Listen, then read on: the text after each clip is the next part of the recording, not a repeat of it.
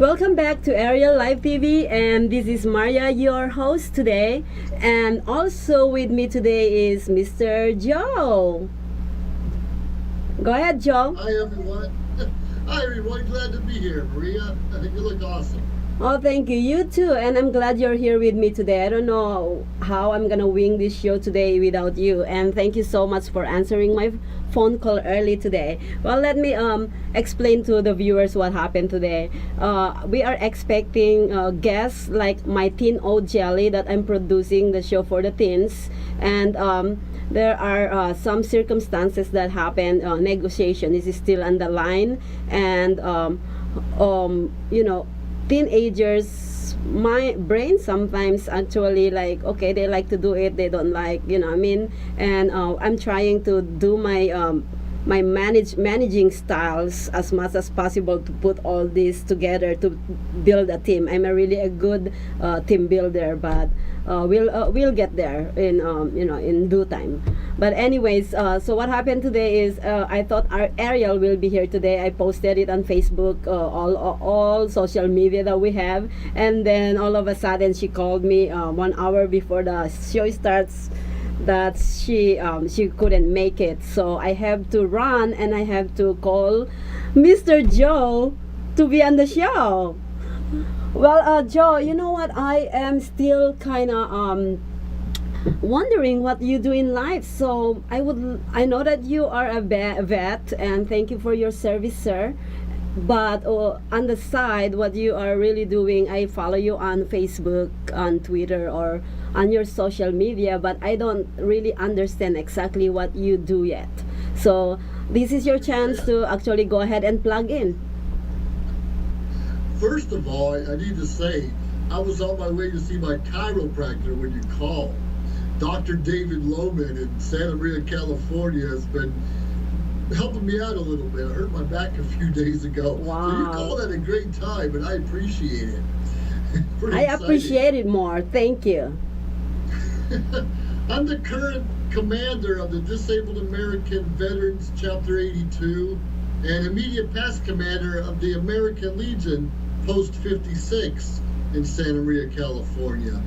I'm involved in so many different levels in the district and area, and it's really exciting to be able to give back because I see more and more veterans coming back, and not everyone has to go overseas to be affected, but I see many leaving the military and they're lost. They don't know what to do next. They don't know where to go. And some of them have problems fitting in with society. You know, we think everyone's okay, and most of us have different issues. Not everyone has PTSD or back pain, knee issues, but most of us have something. Well, I I spend more and more of my time helping veterans file claims or just find the right people to help them. Well, I agree with you that with all these men in uniform, they've been away so. And women, And women, yes. Thank you guys, all your service, all our soldiers out there, especially those soldiers that it's in, on those hostile country. So take care, and I know that we salute you, what you guys are all doing, and like what I was go back to what you are saying is helping all these veterans coming back. I have is really really a good thing. I've been associated with a lot of vets who actually who are disabled. My ex-boyfriend is a vet.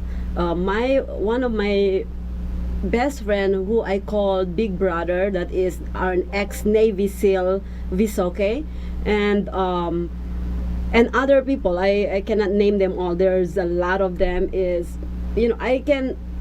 I've been through for the last 8 years of my life going to what do you call that hospital for vet now? the VA. The VA. There you go. I've been through VA a lot of time, and with in different states, and I can promise you that I can separate what state actually take care of our vets better than other states. I don't know why it's different. It should actually uniform because we are servicing the same thing. Don't you agree with me? You know, You're 100% correct. And we even in California, you get better service in one city than you do another. And I don't understand yeah, why. why is that? All get the same kind of training, but everything's subjective. And people want to put their own ideas into if a veteran has an issue or not. And it gets frustrating, very And that's frustrating. sad. It's really, really sad. Come on, people. Come on, whoever is actually taking care of these government hospitals. Come on, whoever has authority to correct this. I believe last year or the other year when they're trying to fix some, some issues, and Sure. what happened? Is this something? It's something changed?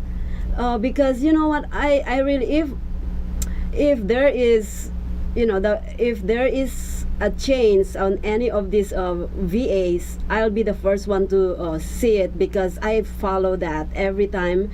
The reason why I do that is because I've been through VA hospitals and clinic, or VA hospitals in the last 8 years of my life. So I know. We had an issue one time where we moved from other state to another state, and we never get this medicine for, I think 3 months. We waited for 3 months to get prescribed medicine from transferring that prescription. Why is that? 3 months? Come on.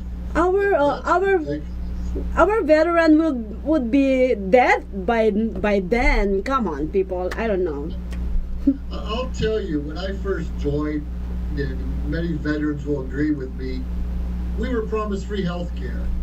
Great, and some of us need more health care than others, but my free health care was driving 4 hours away to West LA, which is in Santa Monica, California, for a 15-minute appointment, and then Wow. 4 hours to drive home. That's extremely frustrating, and sometimes you have to wait another hour for medication. Yeah. Thankfully, I just say mail it to me. I don't even want to wait for it. But very often we have to drive 3, 4, 5 hours away, and when you're at the hospital, everyone's in the same boat, and everyone's frustrated. Yeah. Even our medical staff at times. Scary. It's really scary. Well, one of my best friends, what issue that he went through is that I believe he went to private doctor, private clinic or hospital, and they didn't, the VA or the government didn't pay his medical bills. It's not because he went to a private doctor, but it's because they actually write down his medical issue incorrectly. Can you imagine? I don't know their codes. They have their bill codes. They Sure. yeah, the nurses or whoever is doing all those billing input incorrectly what type of service they provide to him, and when they pass it to the government said, oh, we're not actually covering this. So we 3 years after, they figured that out. So he got all these late payments and bills and everything, and they figure out 3 years after that is a wrong codes. Come on, people. I Yeah. still see that today in my own care when I'm seen outside the VA. Every now and then I'll get a letter say, we're not paying for this. Something was input wrong. And it takes sometimes, like you said, a couple months before you realize that there's an issue. Who's responsible And our about these doctors issues? on the outside, the civilian doctors, they want to get paid right away. Yeah. And don't blame them. So who's responsible of these errors or this process before it get paid? 3 years. Come on, people. Come on. Who is responsible? I wanna call in who responsible of this issue. We need to help our vets. They protect our country. We're not here today without them. So please take an action. Whoever is responsible. Well, Thank you we'll so be right much back. for that, Bob. Hey,